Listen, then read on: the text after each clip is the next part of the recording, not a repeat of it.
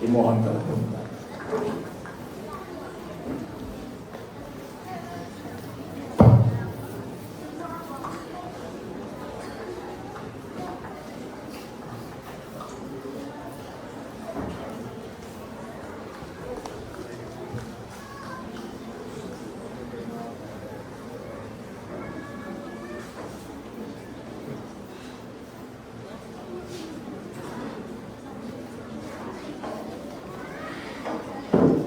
Hari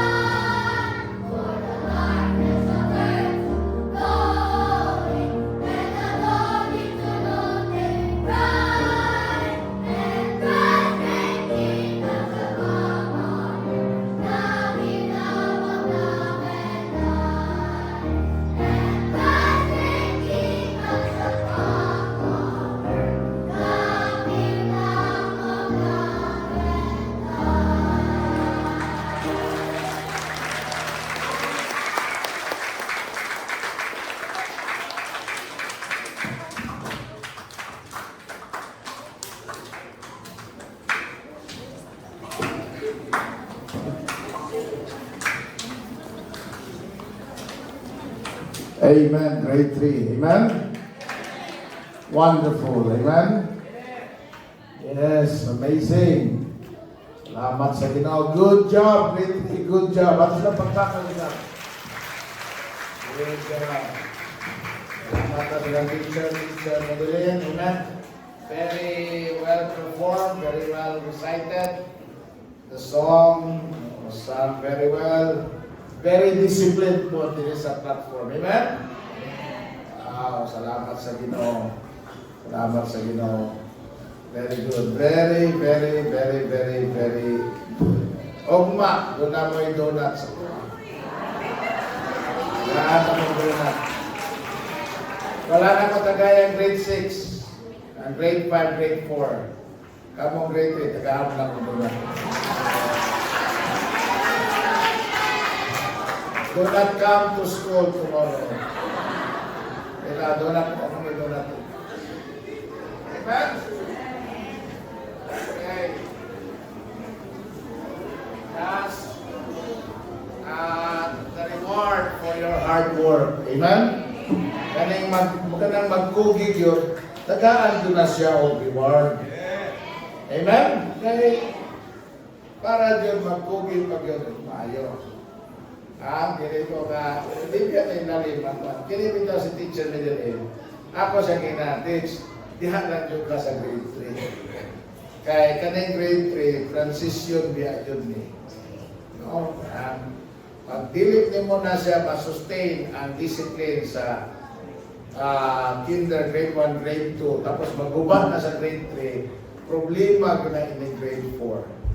Pero hindi mo na siyang masustain sa grade 3. Pag grade 4, anak, kuhaan ko na sila kanang well-disciplined po na sila. Now, we had our grade 4 here last Sunday, and they were also very disciplined and very well done for the scripture and song presentation. You know, we are enjoying this. Parents, tanawa ha, inyong mga anak, dili na siya hina ha. Bright na. Dali mga na naka-memorize of 24 verses. Ayaw yung magsagot. Ngayon, naging mayon, hinang ni mga anak. Patindugan rin, second rin, 24 verses. Kanato, makaingan po ba na sila hina? Dili sila hina. Amen? And they sang very beautifully. Ayaw kayo kanta. I like the boys when they put emphatic kanang na ang emphasis dito sa preach. Amen? Preach, no? So, salamat sa Ginoo. And the girls, you look very beautiful this morning. Amen? You look very beautiful, white dress. You look like an angel that fell from heaven. Amen. Like an angel. No? Mga angel din sila. Amen? Yes, matmat nila. Sa matmat. Wala mo sa matmat. Matmat. Anas ba yun? Matmat mo kung estudyante sa oras. Hello, Mat. Amen? Salamat sa Ginoo. Acts chapter 11:26. Quickly. Di na po nito gayon. I will just kananaang ako na yung mubuon. But quickly, Acts chapter 11, verse number 26. Ingon ang pulong sa Ginoo dinhi. And when he had found him, he brought him unto Antioch. And it came to pass that the whole year they assembled themselves with the church and taught much people, and the disciples were called first, or Christian first, in Antioch. Ang Diyos magpanalangin siyang pulong, ang mahal na langit nun. Bless us with your word today. And Lord, God, I pray, pakita niyo mo ka na pumahan unsa Diyos ang authentic, genuine na Christianity. In Jesus' name, amen and amen. Kaya ito ang Piliog. Ato makita din nga ang pinakaunang dapit nga diin gitawag ang mga manununod ni Kristo nga mga Kristohanon dito sa Antioch. Amen? Dili sa Roma, dili sa Vaticano, dili sa Alexandria, dili asang dapit, kundi of all places in Antioch in Syria. Amen? And you know Syria today. Imagine mo kung saan Syria karong panahon na. But Christianity once nakita nato na lambo dito sa maong dapit. Ang mga Kristohanon tungod sa ilang lahi na kinabuhi, tungod sa ilang kusog nga baruganan, tungod sa ilang matinud-anon o matinumanon na pagsunod kay Kristo, ginganlan sila o mga Christians. Gitawag sila o mga Kristohan, although maybe may mockery or may pagbugal-bugal ang mga pangalan, because we know that early on, Jesus Christ was not well received. Yung anong pulong sa Ginoo, the reason why He was crucified was because He was rejected by those He came for. Yung anong pulong sa Ginoo sa John chapter 1, verse number 11, He came unto His own, but His own received Him not. No, niani siya para sa mga iya, apan ang mga iya, wala bidawat kaniya.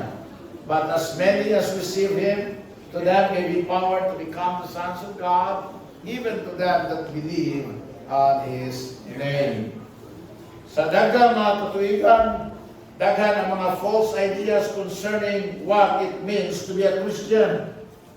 Sa unang mga adlaw sa Christianity, ang mga katawan sa Diyos has been attacked, has been persecuted, has been called many names, fools, impostors, mga anak sa yawa. But atong makita ng igsoon that even among the apostles of Jesus Christ, there was one who was a pretender, and we know that it was Judas. Now,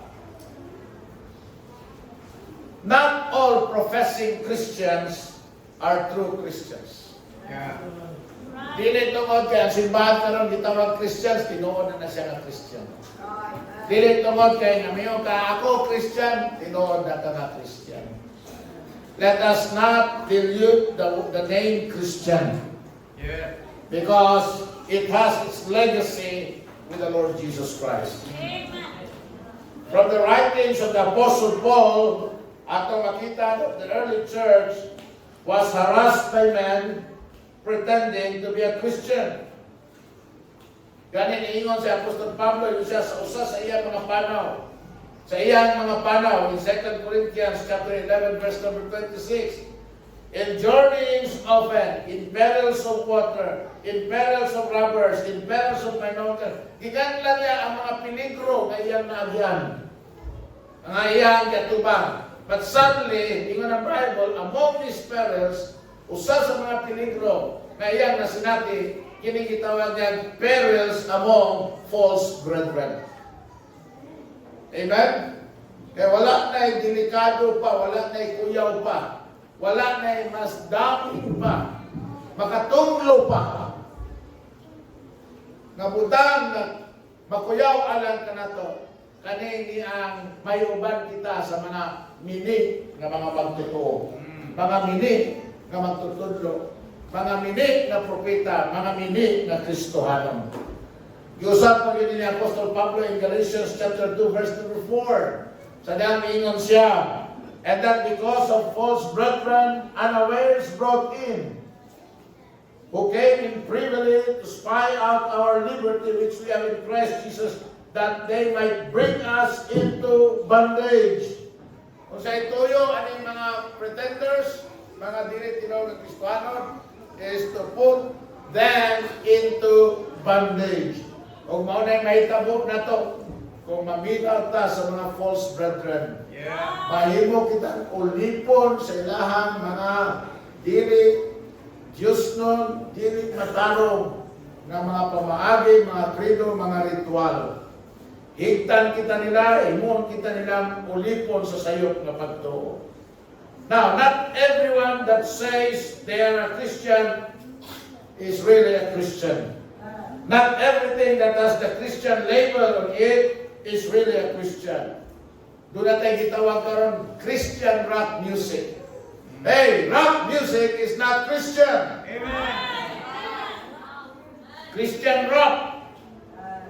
Rap music is not Christian. Dili tungod kay naay Christian yung lyrics, Christian na. It's not like that. Christian country, there's no such thing as Christian country. Even the United States of America is not Christian anymore. Right? So though they were founded by the founding fathers in the principles of the Word of God. Wala is such thing as Christian homosexuals.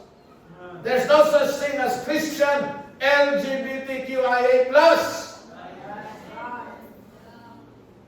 Because it's perversion. And perversion is not Christian. It's not God. Nakakato si itong itawag sir atong nag-viral sa Facebook. Nag-post na po. May katarungan kung siya pasok. Ako sabi ako di-post dito. Science says lalaki ka. Psychology says lalaki ka. Nature says lalaki ka.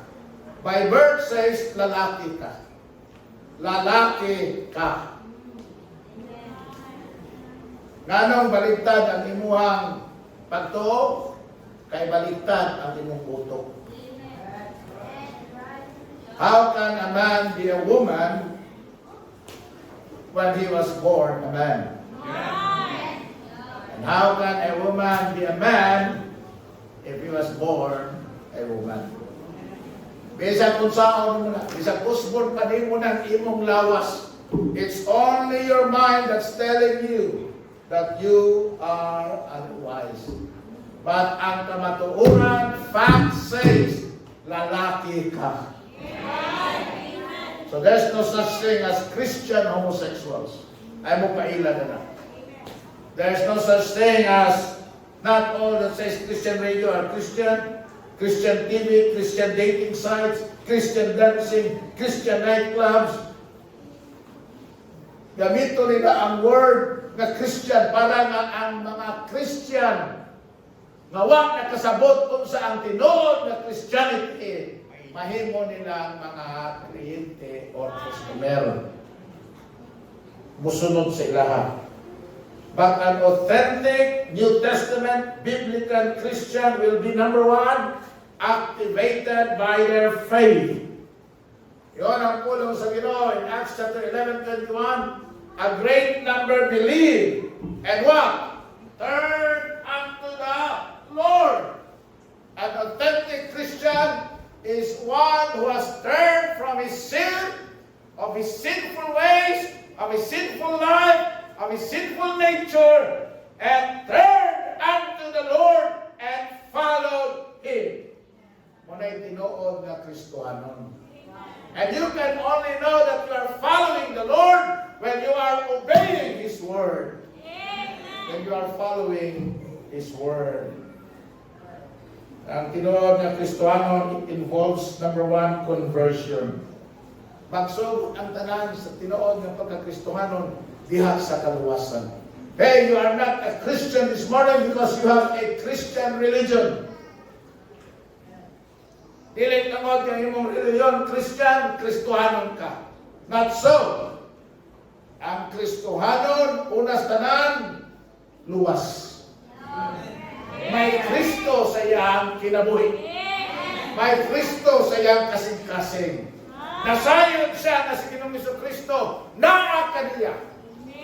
Because once in his life, he made a confession with his mouth and believed in his heart that Jesus Christ is the Son of God, that Jesus Christ is Lord, that Jesus Christ is Savior. Siya ang dalan, siya ang kamaturan, o siya ang kinabuhi. O siya ang kinabuhi, hinimang siya Ginoong Isus. Sulod sa kong kasing-kasing o luwasahan akong kalang. It involves a conversion. They turn unto the Lord. It involves a conviction. Yeah. They believe. They believe in the Lord Jesus Christ. May pagtuo ka kay Kristo. May pagtuo ka sa Diyos. Amen? And then it involves not only conviction, conversion, but also a confession. Ang tinuod ang Kristohanon, nagapanugilon ni Ginoong Jesucristo. wala siya maulaw sa Ginoo, dili niya ikaulaw si Kristo. Dili sa kaliputan ka, maghisgot ka nitang Ginoo, katawaan ka sa mga tao. Nga maghisgot pa ni Ginoo, birthday baron. Nga maghisgot pa Ginoo nga funeral man ni. Nga maghisgot pa Ginoo nga pista man ni. Nga maghisgot, pag maghisgot ka Ginoo, tawagon ka sa mga tao, killjoy. Sama nyo, ayun, dili na panahon. Ang sultihan daw ng son. At the rate people are dying, tanang panahon, angay ang paghisgot Ginoo. Mabita na ang tao ay nahuna sa Diyos, makalimot sa Diyos, makahinumdum lang masakit na, makahinumdum lang maglisod na, makahinumdum lang daray na kung problema. Ano man? O may hisgot-hisgot sa Ginoo. Pagtuo sa Ginoo. Nahangan may pagtuo sa Ginoo. You are confessing Him. Number 2, authentic Christianity is authenticated by their following.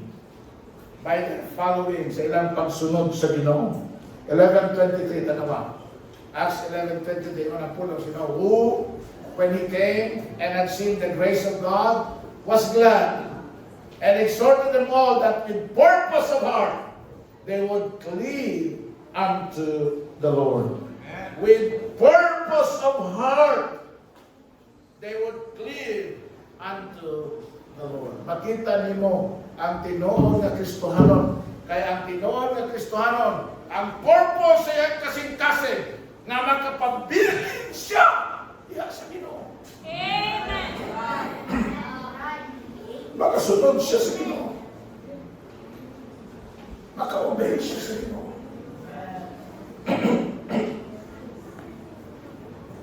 Number 3 and the last.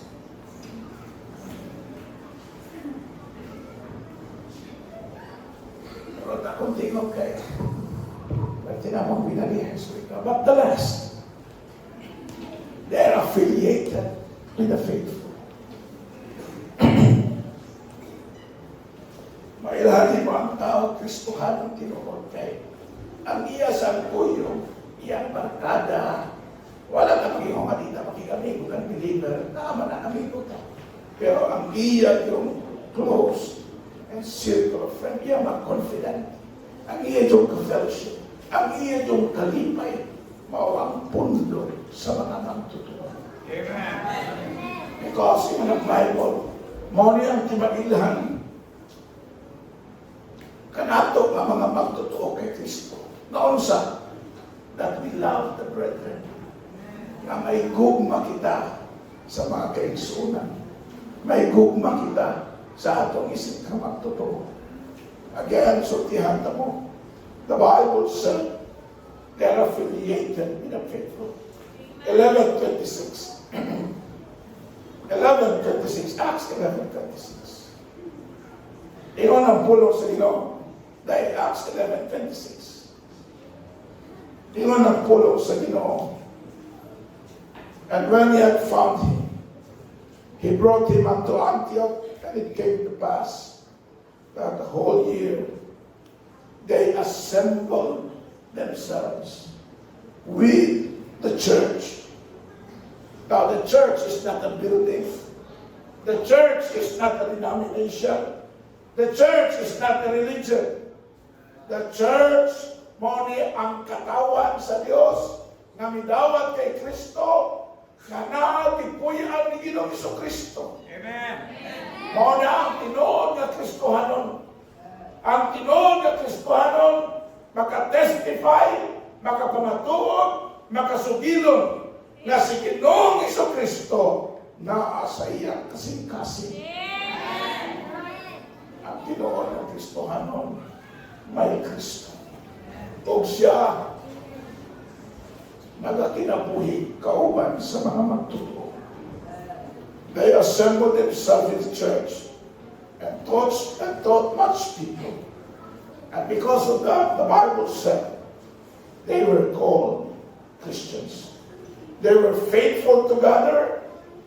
They were faithful to grow. And the Bible said they were faithful to give. Magpasabot, they are faithful to Christ. Muna, tanawa. Una, are you a true Christian? Because a true Christian, and so on, is authenticated by faith. A true Christian is authenticated by their following. And a true Christian, a genuine Christian, is affiliated with the faith. Malitog tatarang kami. Father in heaven, thank you so much, O God, Lord, for this morning. Thank you so much, O God, Lord, for your grace and for your mercy. Now, naman, nga doon nakaroon din niya, nakahinuglog if he's or she is a true Christian. And may she or he understood that being a true Christian is not having a religion or having a church, but a true Christian is having Jesus Christ in his heart. That he can testify, confess with his mouth, that one day siya kinabuhi, personal niya, na gidawat si Ginoong Kristo na iyang manluluwas. And I pray God, Lord, kung doon naman karoon din ang gusto mo dawat ni Ginoong Kristo, gusto makabaton sa kaluwasan siya pala, gusto na mamahimong tinuod ng Kristohanon. I pray the Lord God na wala'y makababag sa iyong himong desisyon ng ito. Lord, bless this short invitation this morning. In Jesus' name. Padayon sa pagduko ang mga ulo, yung mga mata. You are here today. And you may say, Pastor, nasabtan ako. Nabili niya ito kaya na ako'y church member ko, simbahan, Christian ako. Not because nananda ako sa pangalan na Christian ako. Ang tinuod ay Kristohanon, kanang na ay Jesus Christ, siyang tinabi. Siyang kasing-kasing. Ang tinuod ay ang Kristohanon, kanang na kay Kristo, o si Kristo ang naaka niya. Ang tinuod ay ang Kristohanon, kanang nakadawat kaniya na iyang manluluwas. Pastor, I want to be a true Christian. I want to become a true Christian. Masaktan ako na may tapo na kung akong dawaton si Ginoong Kristo na akong manluluwas. Pastor, please pray for me. I want to receive Jesus Christ into my life. I want to get saved. I want Him to be in my life because I want to become a true Christian this morning. May napagkaroon din Him. Di way nagtanaw ni mo, nagbiyo ang mga mata. It's only you and me. Will you raise your hand? Pastor, dawaton ako si Jesus kaysa kong kinabuhi because I want to become a true Christian. I want to have this assurance that I am His and He is mine, that I am saved. Pastor, please pray for me, and I will pray for you today. Minaawa din Him. Just raise your hand. Amen. Kinsa pa. Minaayos na. Kinsa pa. Putalay mo kamot pa. Kinsa pa. Minapa pa. Minapay-laay din Him. Dawaton na ko siya because gusto ko mahimo kayon na tinuod ng Kristohanon. An authentic Christian. Not only a Christian by name, not only a Christian by brand, but a Christian indeed. Pastor, please pray for me. And I will pray for you. Napaba, before I close the service this morning, just raise your hand. If someone here wants to become a true Christian. If you're a true Christian, salamat sa Ginoo. But if not, be sure na muhimo ka sa kinasingkasing ng pagtuo o muhimo ka sa tinutanay ng pagsuti na si Ginoong Kristo ay mong Ginoo o imong manluluwas. Tawaga siya, dawata siya, ingna siya, Ginoong Jesus, luwas ako. Abangan nga langit ng Diyos na malaan, Ginoo. Salamat, Lord, sa imong pulong. O salamat, Ginoo, sa gayon. Nandun na kami. Salamat sa presentation this morning. And all that I pray, ikaw magkuman sa pagpamaulit, magpalayo sa mga dautan, sa mga kadaot. Ikaw, Diyos ko mahimaya sa ngalan ng Ginoo Kristo. Amen. Amen. Amen. Salamat sa Ginoo. We are all dismissed this morning. Do not have service from hapon at 2:30. Please do come back this afternoon. Grade 3, ayaw sa mapamulit na grade 3. Balik mo din sa platform ng picture sa picture.